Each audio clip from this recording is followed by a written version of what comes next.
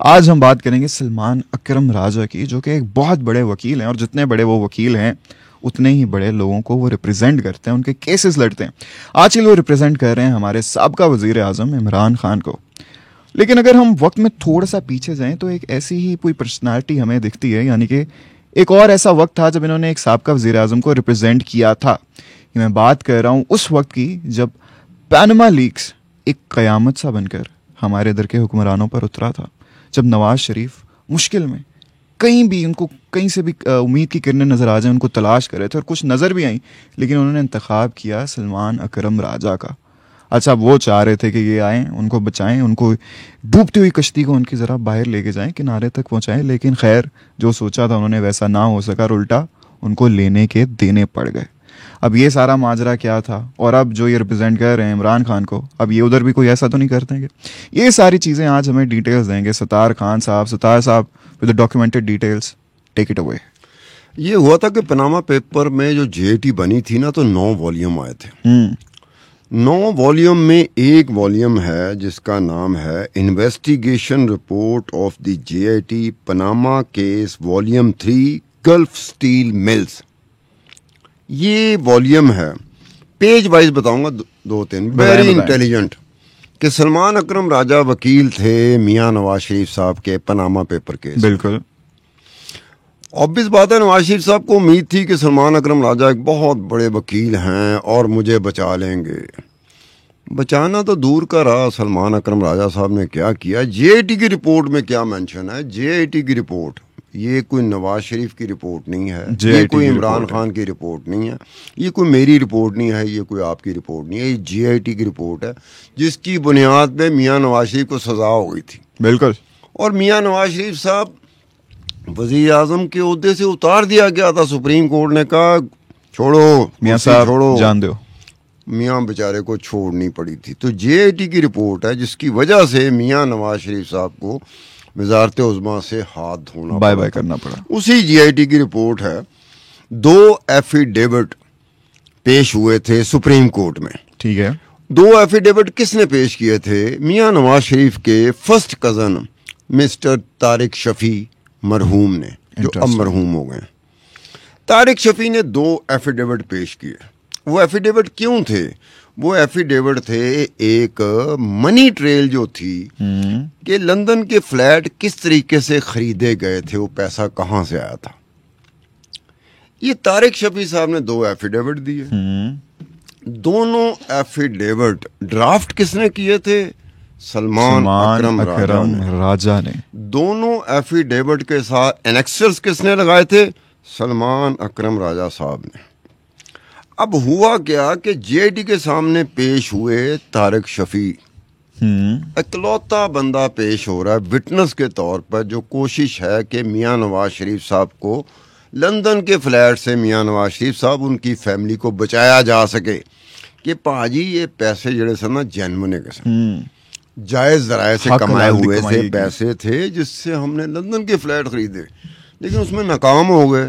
وہ جو ایفیڈیوٹ تھے وہ ڈرافٹ کس نے کیے تھے؟ سلمان اکرم راجہ نے۔ ان کے ساتھ جو انیکسچرز لگے ہوئے تھے وہ کس نے تیار کیے تھے؟ سلمان اکرم راجہ صاحب نے۔ اب اس سے بڑی بات وہ یہ ہے کہ طارق شفیع کا جب سٹیٹمنٹ لیا گیا تو یہ بیچ میں مینشن کیا جے آئی ٹی نے کہ اس وقت جو سپریم کورٹ کے جج تھے اعجاز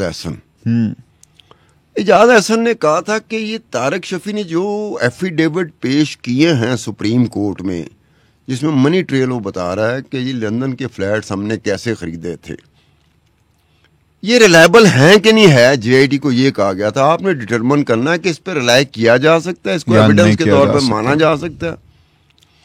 اب ریلائبلٹی چیک کرنے کے لیے اور کراس اینالائز کرنے کے لیے طارق شفیع سے سٹیٹمنٹ لے رہی ہے جے آئی ٹی۔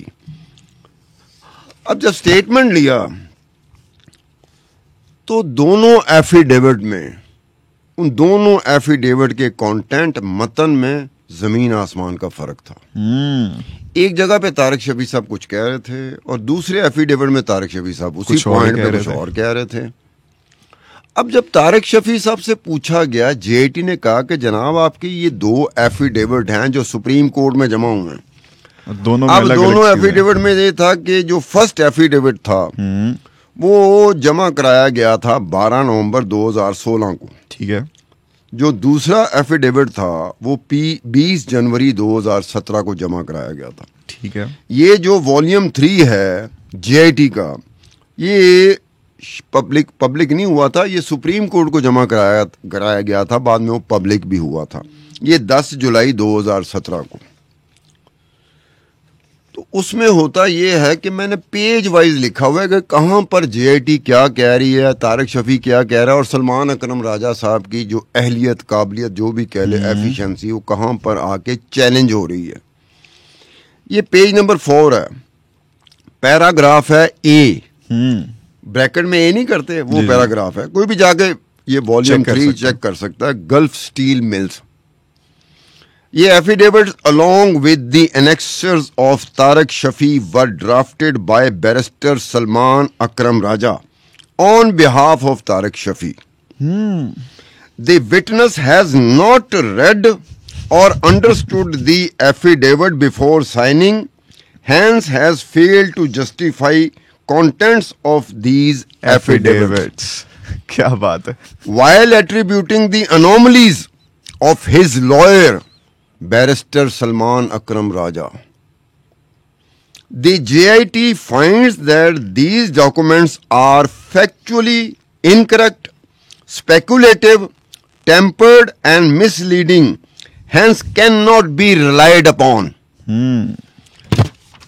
अब ये 3 कॉलम हैं, पेज शुरू होता है, मैं पेज के साथ साथ बता रहा हूँ, पेज 17 से ये चला जाता पेज 17, पेज 5 से पेज 17 तक, 5 से पेज 17 तक, ये 12 जो सफात है ना, जेटी ने क्या किया था, एक पूरा ड्राफ्ट बनाया, एक तरफ सीरियल नंबर लिखा, दूसरा कॉलम था कि एग्जर्प्ट्स फ्रॉम एफिडेविट, तीसरा कॉलम था जेटी ऑब्जर्वेशन कॉन्ट्राडिक्शन, जहां वो बता रहा था कि यार ये तारिक शफी साहब एक एफिडेविट में ये क्लेम कर रहे हैं, अगले तो में दूसरे एफिडेविट में ये क्लेम कर रहे हैं। फिर वो तारिक शफी साहब से जब पूछा कि आप ये क्या करें, उसने कहा मेरा क्या कसूर है, ये तो मेरा हमारे जो वकील हैं बैरिस्टर सलमान अकरम राजा साहब, ये सारा उन्होंने तैयार किया, मुझसे तो साइन कराए गए, मैंने पता ही नहीं, मुझसे साइन कराए गए, सारी ड्राफ्टिंग सलमान अकरम राजा साहब ने की। क्या बात है। सारे नेक्सचर सलमान अकरम राजा साहब ने लगाए।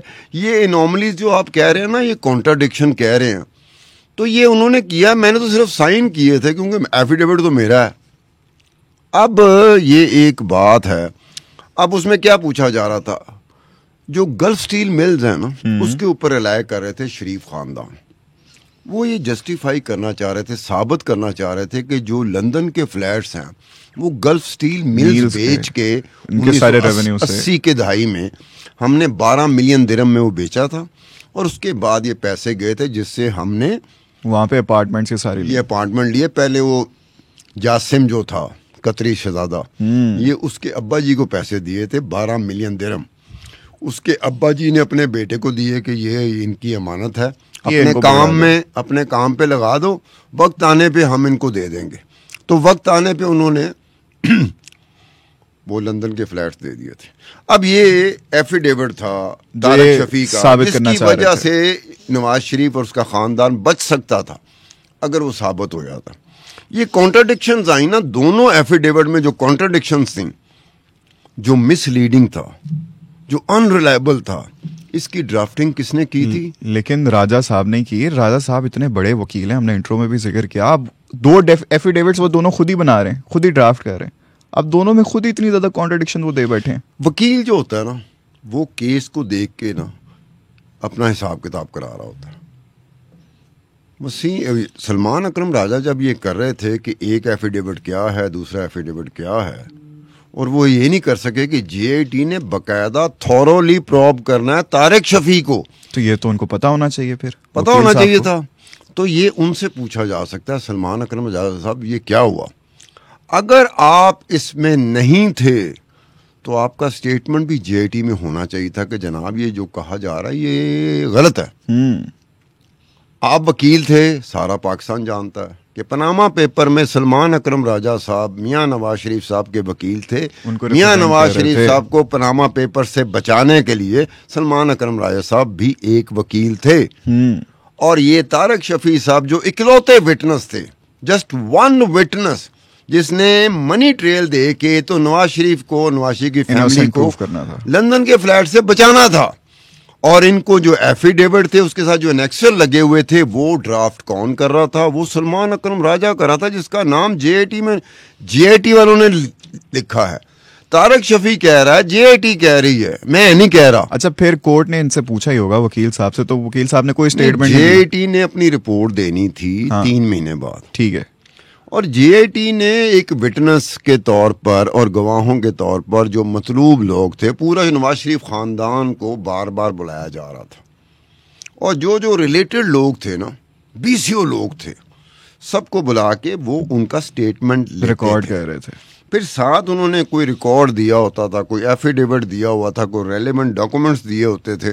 وہ ان کا موازنہ کرتے تھے کہ جناب آپ یہ سٹیٹمنٹ دے رہے ہیں, لیکن آپ کا تو یہ دیکھیں, یہ آپ کا یہ تو کچھ اور ہی ہے, یہ کچھ اور ہے, آپ کچھ اور کہہ رہے ہو. تو اس میں طارق شفیع مرحوم تھے. طارق شفیع صاحب پہ رلائے کر رہا تھا پورے کا پورا نواز شریف خاندان, اور طارق شفیع صاحب رلائے کر رہے تھے سلمان اکرم راجہ پہ کہ ہمیں پاناما پیپر سے بچا لیا جائے گا.